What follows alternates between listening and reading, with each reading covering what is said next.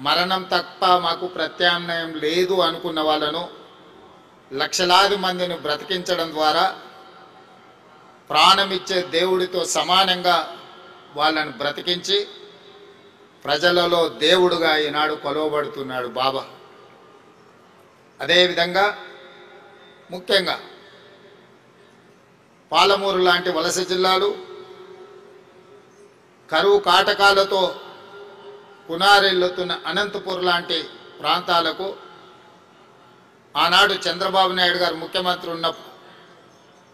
ప్రభుత్వాలే తాగునీటిని ఏర్పాటు చేయలేని సందర్భంలో బాబా ట్రస్ట్ ద్వారా నా సొంత జిల్లా అయిన పాలమూరులో ప్రజల యొక్క దాహార్తిని తీర్చడమే కాదు, ఈ పుట్టపర్తి ప్రాంతం ఉన్న అనంతపూర్ జిల్లాకు కూడా ప్రత్యేకంగా తాగునీటి వసతులను ఏర్పాటు చేయడమే కాకుండా తెలంగాణ ఆంధ్రప్రదేశ్ ప్రాంతాలే కాదు తమిళనాడు కూడా తాగునీటి సమస్యను పరిష్కరించడానికి బాబా తన సేవలను విస్తృతపరిచి